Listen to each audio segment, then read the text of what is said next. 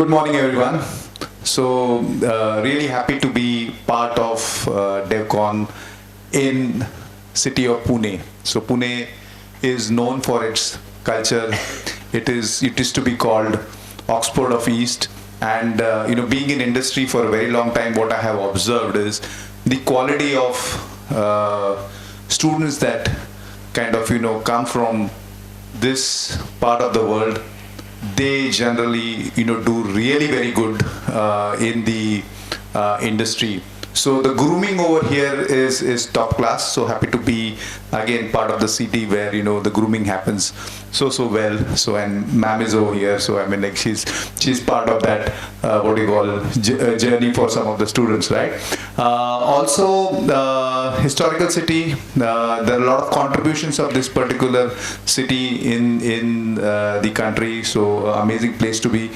Also, I mean, like, engineering hub, you may not know, but the kind of engineering that happens over here in this part of the world is mind-boggling. And startups, some of you may not know, but some of the startups, like your UPI transactions that happens, the technologies that are developed in this particular city by some of the technology application vendors runs almost 40 to 50% of the nation's UPI transactions. So there's lot to kind of absorb from this city, and I'm sure all the sessions that will happen for next 2 days will be very exciting. I'm sure that end of the 2 days you would stand enriched by participating in this particular summit. So with that, what I'll do is I'll just quickly open it up, and I will first let all the panelists do their self-introduction, and I'm going to keep it very simple.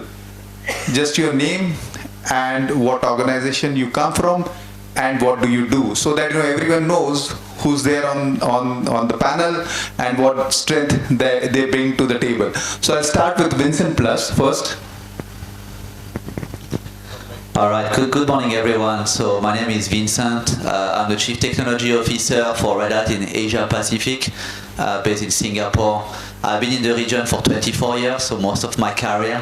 I've had the opportunity to work in India with engineers pretty much for the most of that time that I spent in Asia APAC, because this is really kind of the software and innovation hub of our region and pretty much the world. And in addition to my role at Red Hat, I have various roles with the CNCF and the Linux Foundation. So that is kind of my own open source, contribution and background. Really thrilled to see you all today. We're going to see a lot of technology. So really excited to kind of take this forward. Don't hesitate to approach us as we go around. It's a very, easy environment here. Not a lot of distance between us. We are all technologists. We are all engineers. We are really here to share with you today.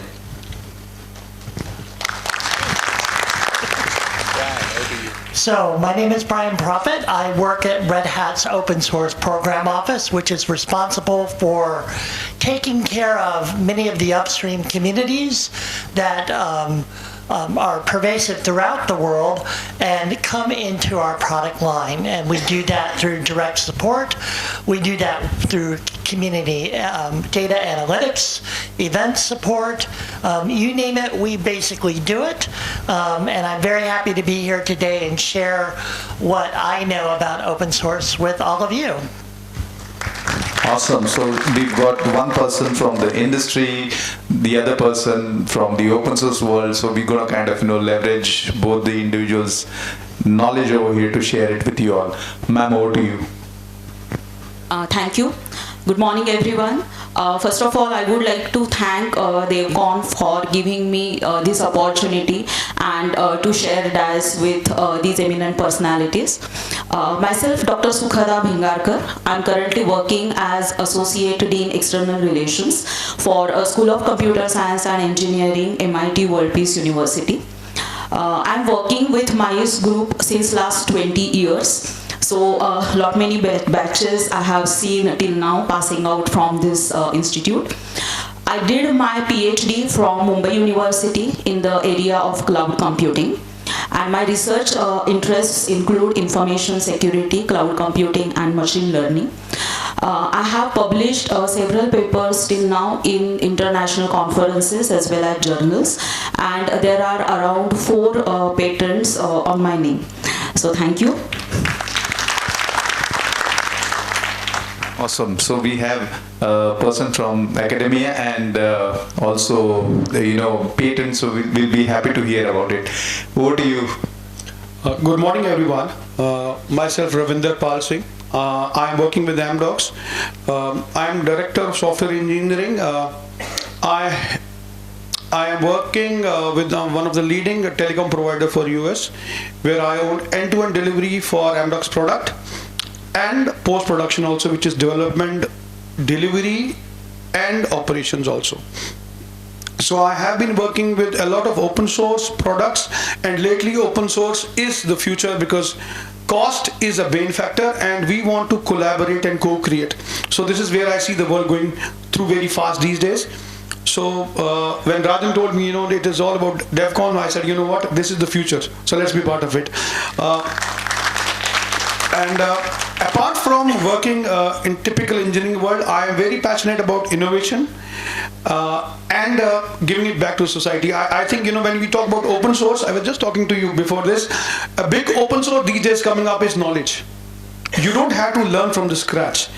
You can learn from others' knowledge also. There's a lot of knowledge which is available on open source today, from where you can build on top of it.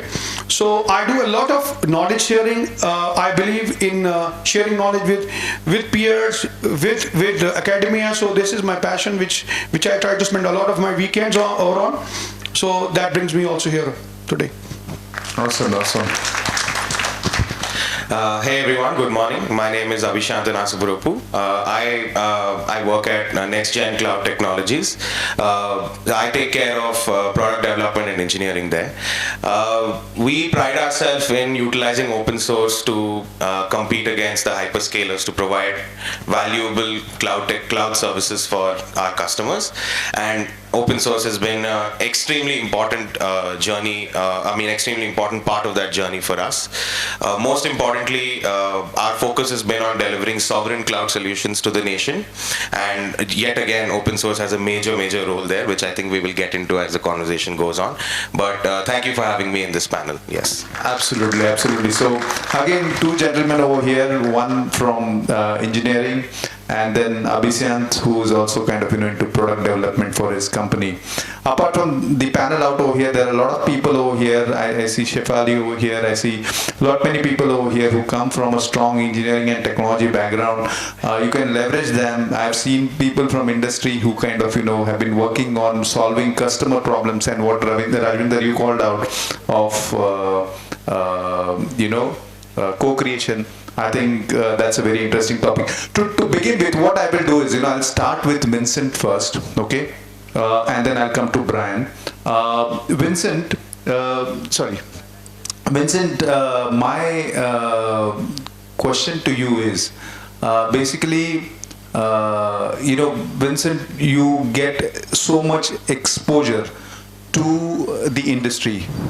As a CTO, you get to talk to so many people and so many customers, look at so many diverse industries. My question to you is, what is open source doing in industry for the transformation, for business transformation? And also, there are students out over here as well, right? For them, what should be the path to quickly latch on to the opportunities which are there in industry. So your question is more from the industry point of view and your exposure to industry, yeah. Yeah, so, those of you who know my background I was heavily involved in financials for years. That's pretty much 20 years of my career is really working with some of the biggest financials and probably building, the most secure compliance system you can imagine. Now, the big challenge in this as an engineer is you actually don't get to do a lot of innovation. when you actually hold this kind of job. Honestly, the base of the work as an engineer is make sure that the systems work properly, there's nothing unexpected happening.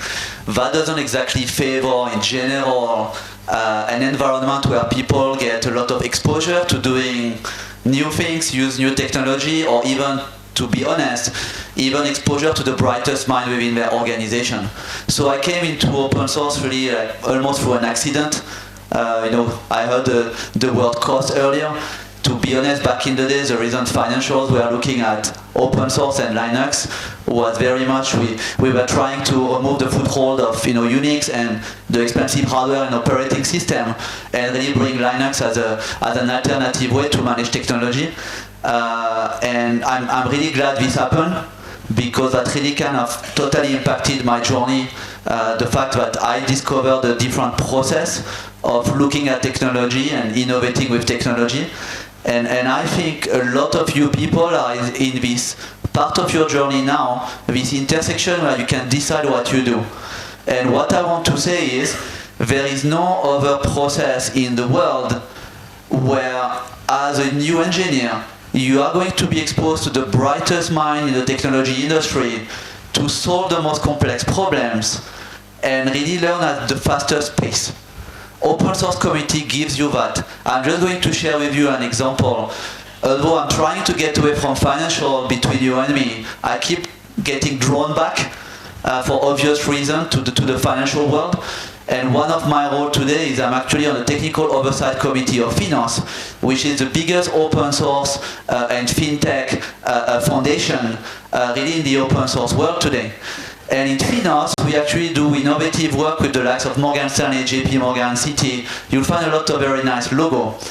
Something that the OSPO people from this organization were sharing with me is they actually see an increase in retention by 50 to 60% of their engineers for those people who are actually getting exposed to work in open source. So that is how important and how life-changing the ability to contribute is for these people in the industry who are from engineering background. So bear this in mind, because those of you who are students here, you have the opportunity to get that access right now. You actually don't need to spend, like me, 10, 15 years of your career waiting to get the opportunity to do this. And this is amazing. Absolutely, absolutely. I mean, the option today to kind of get access to that knowledge base and get onto actually solving business problem, that opportunity is very immense and immediate. In our careers, it is to take 10 years to kind of reach to that level where we actually start contributing to see the business transformation or innovation kind of a thing. So really excellent opportunity. Now I'll just shift to Brian over here, and my question to you is that from keepers of, say, open source, like it's community, right? I mean, things can go anywhere. So maybe you could kind of just simplify what is open source for us, and basically how is it kept safe, and how is it kind of probably look into more consumable by the industry. Okay, so to simplify open source, how many people here have brothers and sisters? Raise your hand. Okay, did you share your toys with them when you were little? Somebody's being honest over here. Open source is about sharing everything. It's about sharing knowledge. It's about sharing technique. It's about sharing new ideas. It's about sharing mistakes too. And we have to remember that through this whole conversation. You should not be afraid of sharing the wrong thing, because that's how you learn. And I'm old, so I know this. So that's the simple thing about open source. It's just be ready to share everything you can, and don't be afraid to make mistakes along the way. Because mistakes will happen, and that gets into the risk that you were talking about. And one of the best ways to prevent problems in open source is simply transparency. When you work with an open source project, make sure that your conversations are being held out in the open. And that's a very easy thing not to do. We've all done this. You turn to your colleague and say, I have a problem with this piece of code. Can you help me out with it? They say, sure. They look over your shoulder. They say, yeah, you made a mistake right here. And good, you're done. There's been an improvement. But the problem is that conversation was between two people, not the entire community. So the community did not necessarily benefit from how that solution came up. They see the end result, but they may not understand how that solution was there. So it can be very easy and innocent to make this mistake. I've done it a million times. But you have to try to be transparent as possible. That will alleviate so many problems with working with open source communities. Awesome. I hope things are simplified, and I really like the example of, how many of you have brothers and sisters, and did you share your toys? that's really. I was an only child. I didn't share anything. That's okay. So, ma'am, before coming to you, I just wanted to take two more industry perspectives, and then I'll come to the academia as to how can we look at leveraging what's happening in the industry. Abhisyant, a question to you. See, you as a company are into lot of products and services development, and you cater to huge customer base within the country, and you have a huge massive data centers throughout the country. My question to you is open source. How much of that is open source? Maybe you need not call out percentage, but for your critical, important and growth initiatives that you have in terms of product design, how much of open source are you leveraging? And also what do you see future potential of further the role that open source would play in your product development? Yeah. Awesome. Wanted to start with an interesting segue. So in NxtGen, when we first started selling cloud to our customers, we would actually have to tell them what cloud is. That is how long we've been in the industry, where we would tell them that you get a managed infrastructure and you don't need to really own hardware to run your applications. And we witnessed the commoditization of cloud as it happened, right? And obviously this poses major challenges because the industry sort of becomes either duopolized or triopolized by global cloud providers. So why I'm saying all this is because actually the discovery of open source for NxtGen was actually the beginning of innovation for us. Because we weren't confined to any proprietary platforms. And I think a number one thing for all of us to understand is that we cannot compete with competition if we use the same underlying platforms as our competition, right? So the number one thing I would like to say is, along with Red Hat and some beautiful technologies that they offer managed from the open source community, we've been able to build a very competitive cloud in the industry, and we are able to actually provide a very, very value-based offering with no shortage of features compared to the global cloud service providers. So I feel very, very proud to be doing that along with Red Hat. That gives us a conversation, that gives us a value proposition to offer it at fractional cost and so much control, granular control, right? The second thing is, we've had the fortune of actually participating in the AI revolution in the country. We've actually been able to utilize open source platforms like OpenShift to unify GPU platforms across NVIDIA, AMD and Intel, and probably are one of the first in the country to do that as well. So I think these things allow you to create a differentiated position in the market. And for us, I think even from a sovereignty standpoint, we need to assure that at every layer we are able to leverage open source technology, deploy it privately and serve it for our customers, right? So to answer your question from a standpoint of innovation and from a standpoint of sovereignty for us, it's been a massively crucial aspect to have open source technologies. In fact, even our internal communication and collaboration happens on an open source tool called Mattermost, which we have deployed in our own private infrastructure. So I mean, to answer your question, I think it's absolutely pivotal and crucial because we are not a global cloud service provider. Maybe we are not a quote-unquote hyperscaler. So how do we create an impact and how do we create a differentiation? I think that comes from being able to leverage a technology and build your innovation, customization on it, and offer it at fractional cost so that you can offer a good value offering for the end customers. Yeah. I think a very, very interesting trend that we see. With the changing geopolitical thing, it becomes very, very important that every country fends for itself, and you have the sovereignty that they need to have, and I mean, like, which they all kind of have the right to have as well. So really appreciate that. And this city had that famous line like Swaraj Himaza Janma Siddha Adhikar hai, like that it came from this city. So I mean, like, no better way that you kind of called it out. Also, good you touched on AI. AI is generally conversation.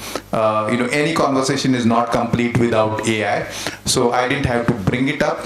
He brought it. So we will dwell onto that later on.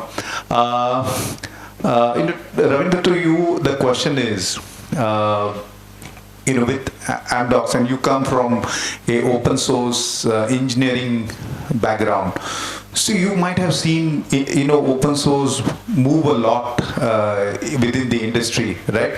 So in your company, how are you leveraging it, open source, and what are the shifts that you are seeing? And for the students, you want to kind of give a approach that hey, again, the same question that I asked to Vincent is, if you would want to kind of give a path to students that hey, how they can take advantage of the wave, how would that be? Yeah. Okay. I will start. First of all, like you said, industry is moving at very fast pace. We all know it. It is nothing to really say. Everybody knows it. Second is time to market and the cost. What it is happening, if I talk typically about telecom is not growing. We are just shifting between different service providers. So now the game is not about growth, it is all about cost optimization. And how do I optimize cost is number one. So how do I optimize cost is to have better solutions in place. One is to go all on cloud so that I don't have to spend a lot of focus on my managed hardware.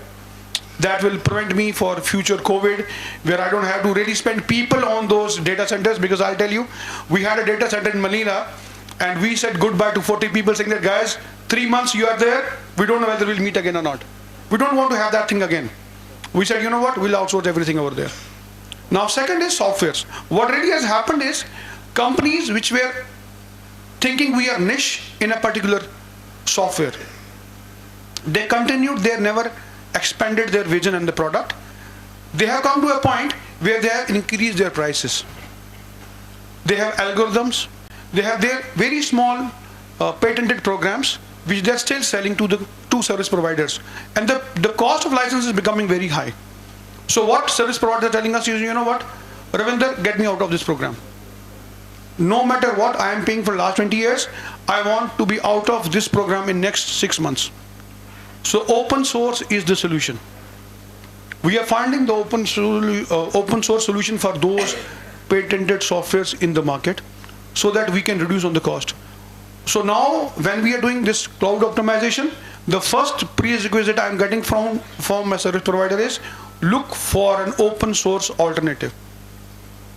Because I don't want to get handicapped for next 20 years. This shift is really helping all of us because, like I said, we are collaborating and co-creating. This is helping us for fasten time to market, because there is already a core product available. We are customizing on top of it. So we are getting better products available. There's a community all the time now. Communities are coming up with new features, with the bug fixes very fast than those small companies. So there's a big shift in how we're seeing the products. Salesforce is a classic example, where companies realize, what, being open is the way of survival. So let's open it for everybody. Keeping secret sauce is no more going to help us. So this is a big shift that I'm seeing, and Amdocs is also trying to do that. Let's make sure everything is available to everybody. Let them explore, learn, and we learn along with them. This is one. Now coming to academia, I was just thinking about it. When we were learning, our learning was very, very much based on textbooks, because we never had environments available. We were learning in very controlled labs. But what really has happened is open source has forced companies, big names, to give those playground environments to the students to play with. Cloud to some extent. Big names have to create those open source environments where students can go and play. We have GitHub communities where you can go play with the code. You can consume the code. You can become a committer later on. You can do the documentation there. So as a student, you have opportunities today where you can contribute. Hackathons are a simple way of becoming a contributor toward the community. So as a student today, open source is a blessing for you, because it is enforcing companies and organizations to open up their resources for you so that you can contribute and you can consume them. So this is the way forward, where everybody, no doubt, whether you are from a school, college, or an industry, you come together, you solve the problems.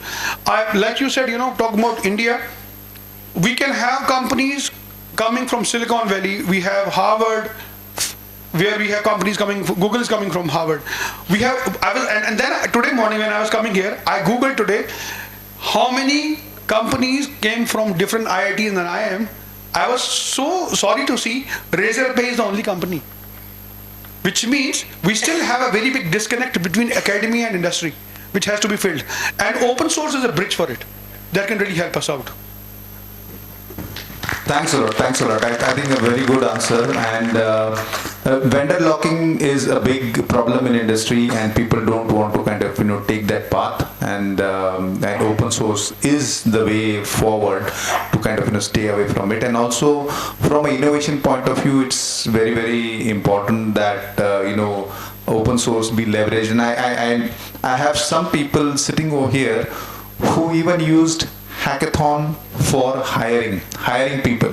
Okay, they had executed something of those sorts for hiring. Industry hiring is a big problem. You really don't get the talent very easily, and we have to use innovative ways to kind of hire people as well.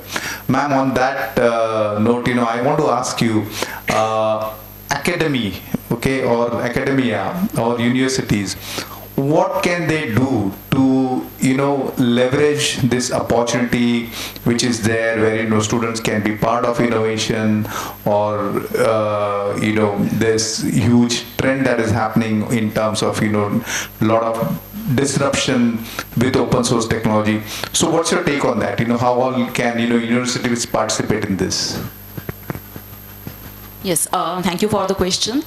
So I would like to say over here that definitely open source technology has flipped the traditional model. When I started my career in teaching in 2002, that time everyone was working in their silos, like even the companies were working with their silos, and the universities, colleges as well. But slowly I would definitely like to tell that this tradition has been changed now, because open source has flipped the entire model. Now the students are able to contribute to the open source projects.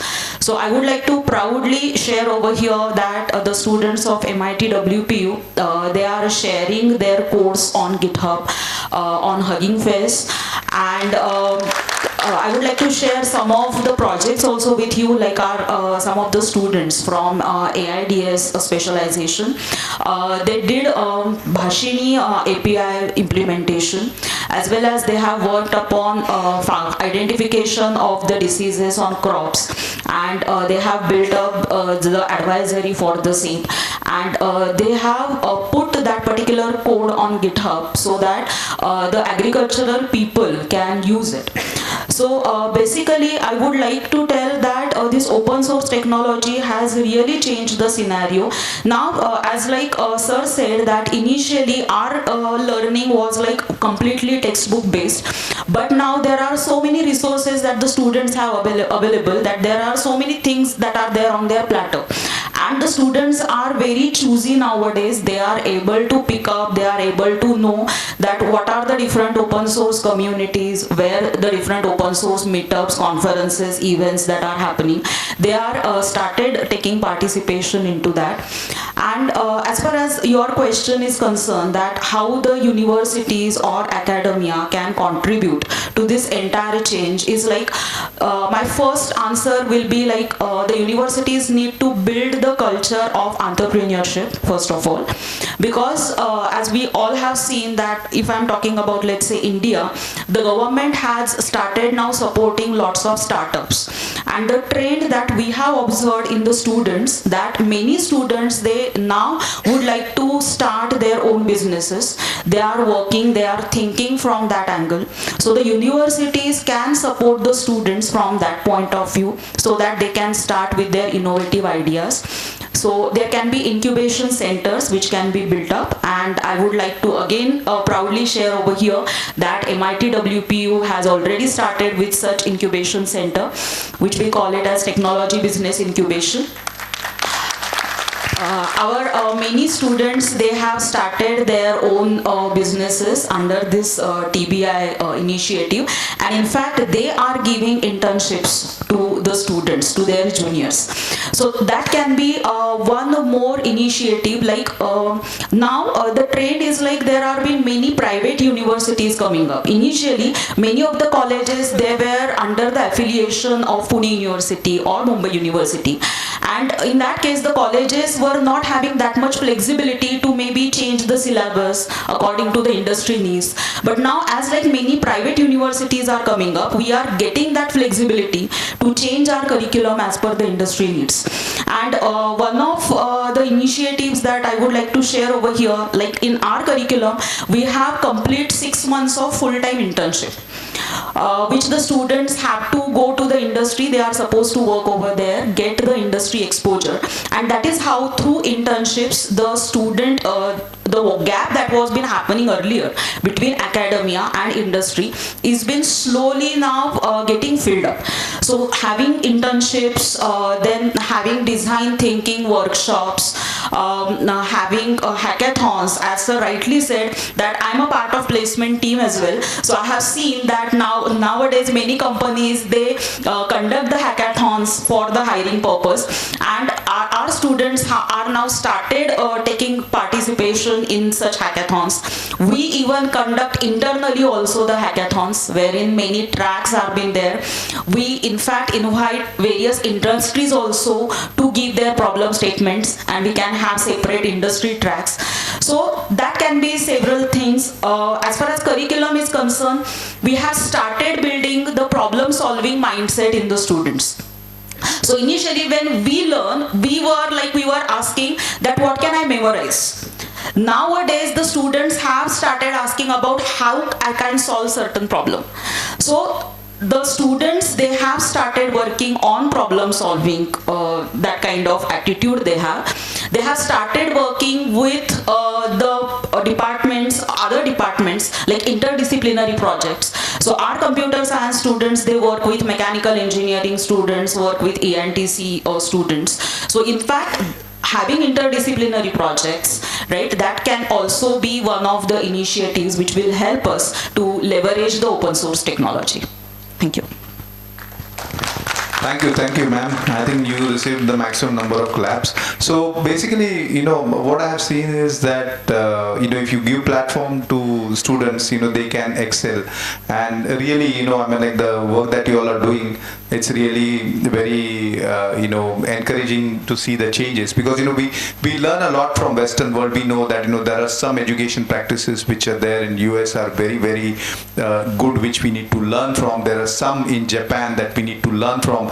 And the world is shrinking, right? With the internet, things shrunk a lot, and now with platforms, things are shrinking even further. In fact, it's about opportunity. I came across one kid who was in 8th standard, and he won a mathematical competition which is called Controller.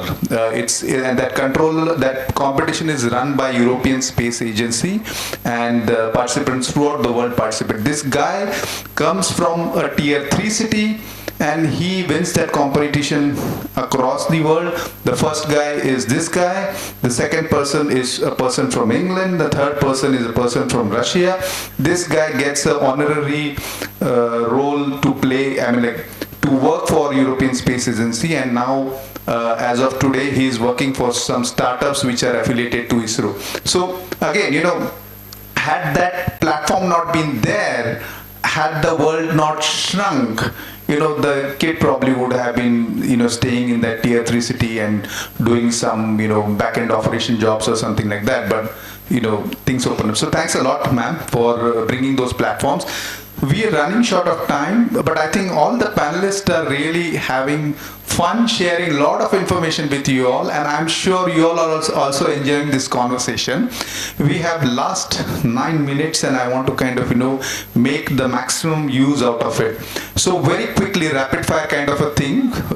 So for Vincent, from industry, okay, give us something that is path-breaking that is happening, be it in financial world or something like that, digital currencies, whatever, whatever is happening in the finance world, or something that you are doing with LLMs, AI for this part of the world, you want to call that out, something very path-breaking that you're doing in this region that you want to share it with the team. I'm going to take a different route because like AI, LLM, there's so much focus around it. I think there's a lot of technology out there that are fundamentally changing the way we can actually help business. In fact, one of the engagements I've been working on for the past few years is called Open Source Climate. It's a project where we are actually working with the community, researcher, a lot of NGO, United Nations actually is involved on defining a way to build climate risk modeling in a way that is standardized. And obviously, back to all our discussion here, the idea was that we see a lot of research around climate not being shared across community. We see a lot of deficiency in technology understanding in the climate research community. Those people are not engineers like us. So we've been using technology to help them really identify how to model risk of a facility being flooded or exposed to forest fire and so on.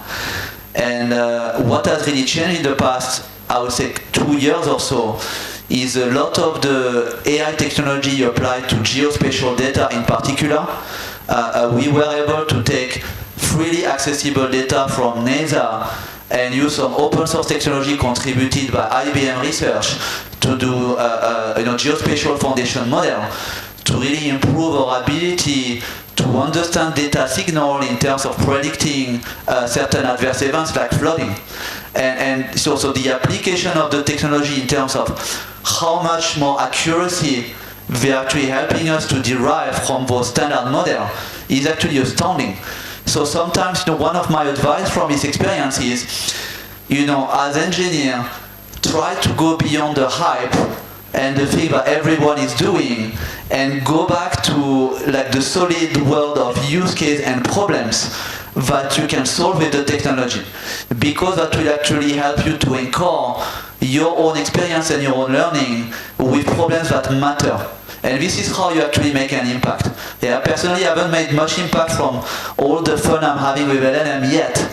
Not saying it's not possible, but there are actually many better examples to use technology for good or to actually solve problems. Awesome. Awesome. In fact, I just applied this to this plateau, the Deccan Plateau out over here, on which this city is also based. See, onions are kind of, is one of the crops over here, in the Deccan Plateau places like Lasalgaon, Nifad, and all those places. That particular crop, doesn't need huge rain. It probably needs, 4 or 5 showers. That is good enough for the crop to kind of, give you yield in couple of months time, 3, 4, 5 months time. And if the work that you're doing, even if I be able to know that, for next 15 days there is no rain, maybe I make some provision to kind of, water the field, I can save that particular crop and I can have a better yield. So, it gets applied. All the research that happens anywhere in the world, I think the way government and people today kind of, are leveraging technology, they can definitely take advantage of the work that you are doing. So thanks a lot for Vincent for sharing that. Brian, to you, the question again is, analytics, do you use analytics when you do your work on, keeping this upstream or this open source assets, and how is it leveraged? And if you could share some light with us. Yeah, so that is actually the big exciting thing that is a big advancement in community management around open source projects. My team is working on building tools that will enable anyone to use data analytics to analyze the health of a given community.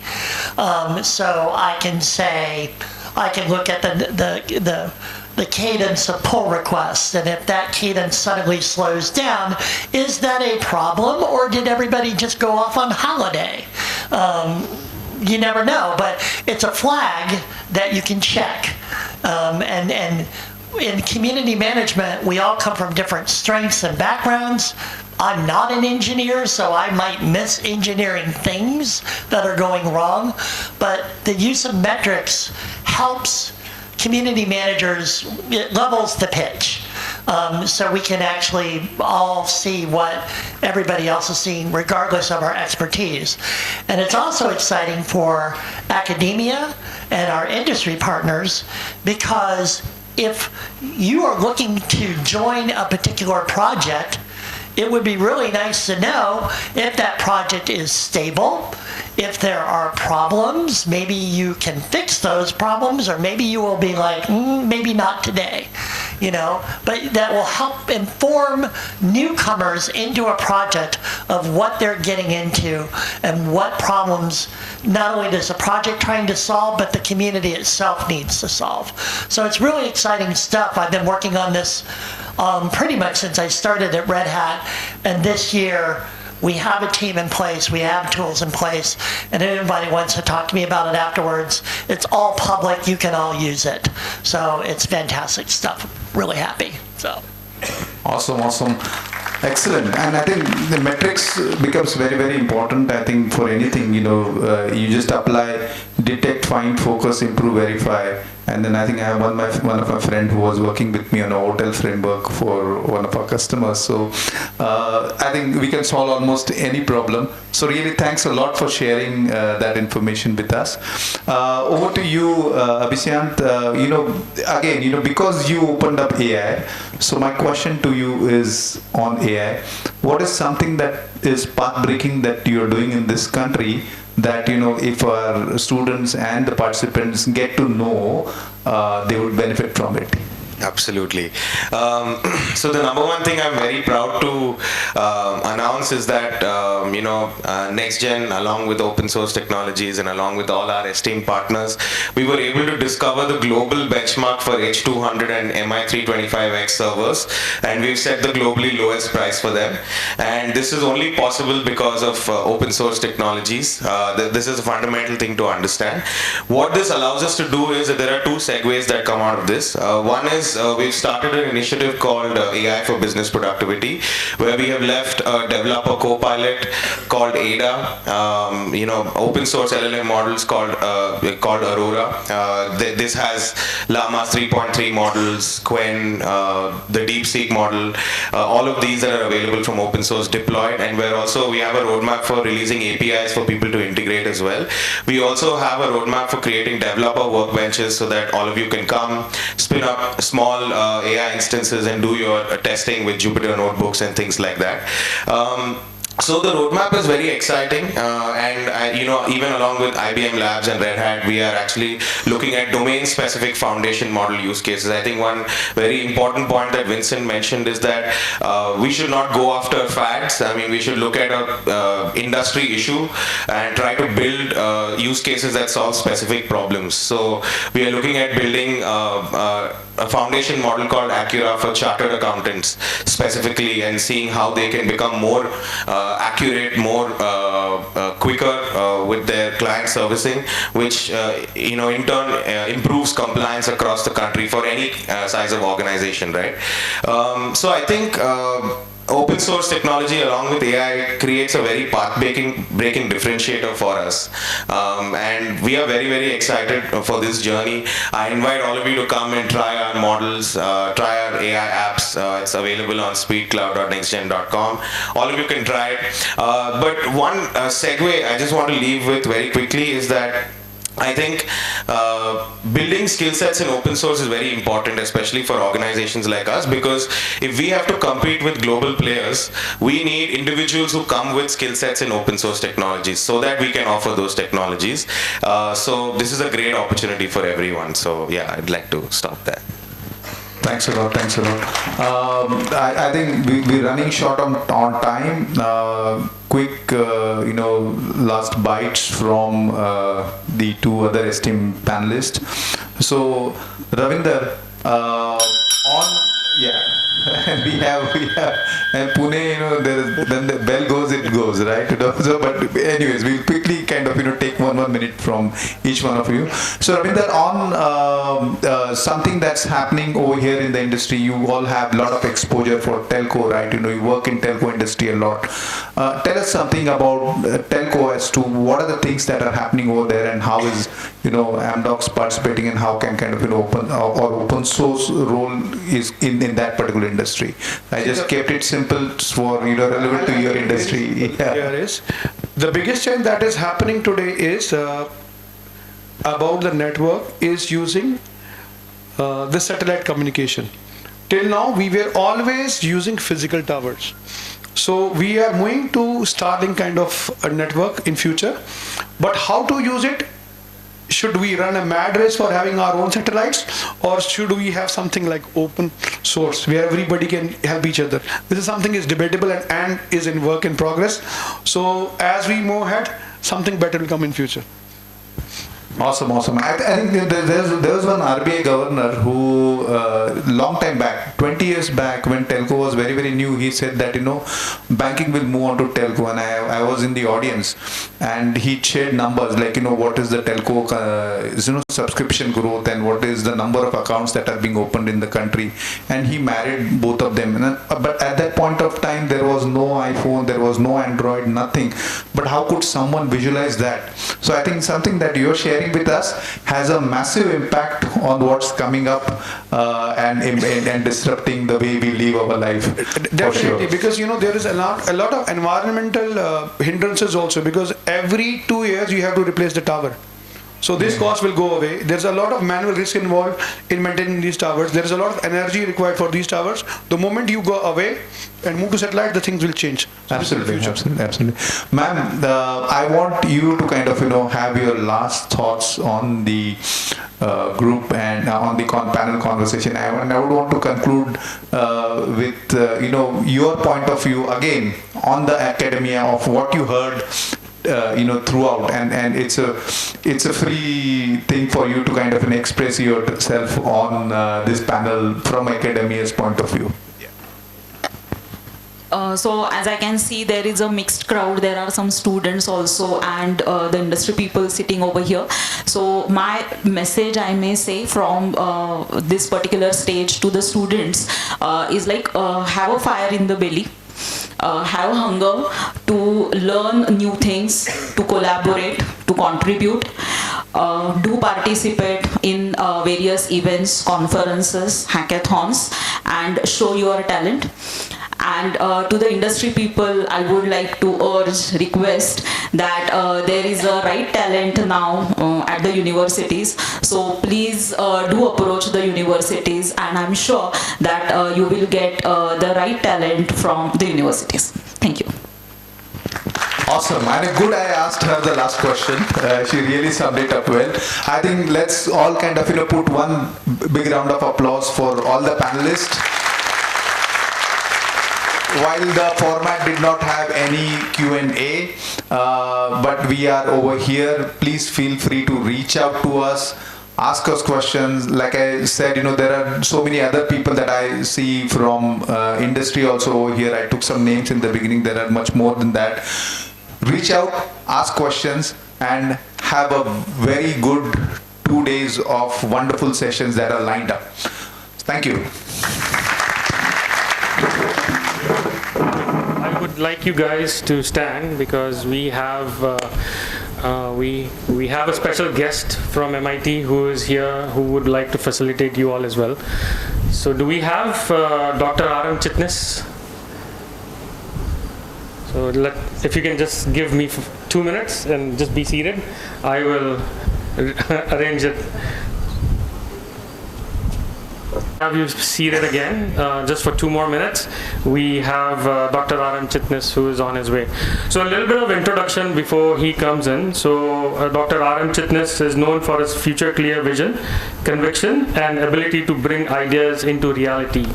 Quite efficiently and successfully, Sir is associated with the noble field of education for more than 3 decades now. And he has been helpful in a lot of contribution towards the society and associations. So we would like to really thank Dr. R.M. Chitnis sir, Vice Chancellor MITWPU, for giving us this opportunity to bring DevConf in MIT, as well as looking out for a longer term association with us. So with that, once sir is in, we will have there's a culture that MIT follows in facilitating all the panelists as well as dignitaries. So they have a short shawl as well as a little bit of souvenir that they would give, being a cultural institute. So we wanted to keep up with that culture. Sure. We can talk till that. Yeah. There's no problem for us. So I'll use this time. So co-creation was something that we kind of had a conversation out, and then you broached that topic, Ravinder, and I see his eyes lit the moment I said co-creation. So on co-creation, I know Vincent does a lot of work. But let me ask you, Ravinder, you also, on what a take on co-creation? See, co-creation is a win-win situation for everybody, which I personally believe, okay? And working on innovation for a couple of years, what I realize is, it is best way to win the time to market crunch, number one. Second, it brings in a lot of perspective from different people. So what we have done, typically I talk from telecom, what is happening now is, today's customer is not a naive customer. When I talk about telecom customer, they are all technical geeks. They know what the customer wants, and the customer is himself very aware. So voice of customer gives a clear idea what customer is looking for, and the telecom provider also has an understanding what they want. So we work together where they know what they want as an end product, and we provide them the technology. And this is a very fast game where we work together, where, for example, the backend software, which is billing, I'll provide, or the ordering I'll provide, where the front end will be developed by the customer themselves, and we work together in the tandem and give them the solutions. So this really helps. There are a lot of problems. For example, we talk about hackathons, and I was talking to you also. So if I go to anybody working in my company who works on product and tell them, I want to do some changes in ordering, people will come and start breaking my head. They'll say, ordering is an engine. You cannot break it. It is a monolith. I'll be very honest with you. And people don't believe it can be broken. But if I give it to MIT, they will break it into pieces. and maybe after 2 weeks they will give me a microservice, very simple, no fancy statement, and it will work for me. So this co-creation which is coming out of these hackathons is amazing. Absolutely. And it gives customer the value which they are looking for, which is ease of operation. Absolutely, absolutely. So I think, yeah, thanks a lot, Ravinder, for that. Yeah. Thanks, Mangesh, for bridging the gap, as always. You're great. So we do have Dr. R.M. Chitnis sir here, who will help us with the facilitation. So let's give a warm welcome and a huge round of applause. And thank you, sir, for all the collaboration. So we will,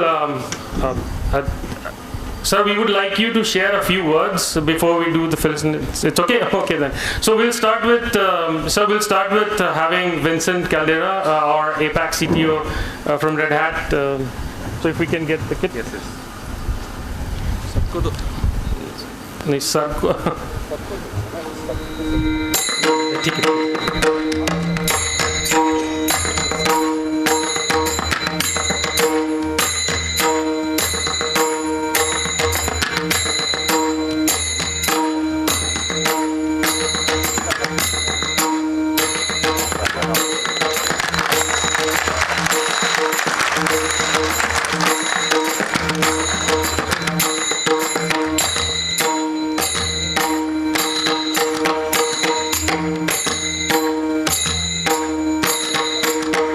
So sir, if you can just be there. So we'll have next in line is Proffitt from our OSPO team from Red Hat.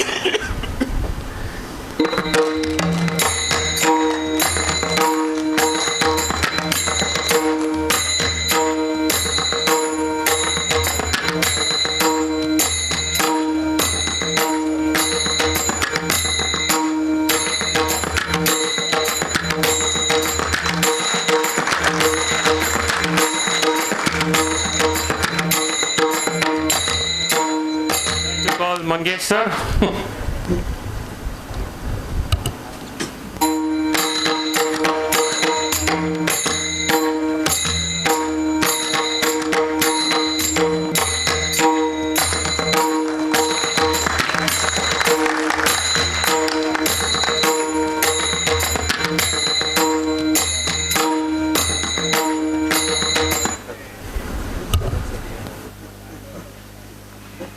Dr. Sukhada, madam.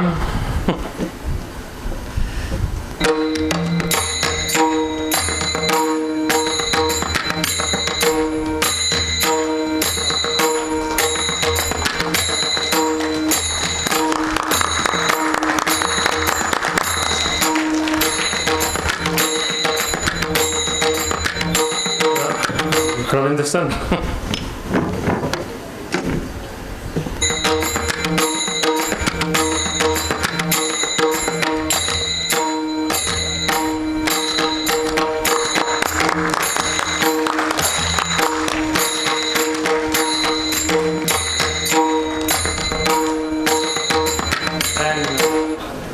Last Abhisyant, so from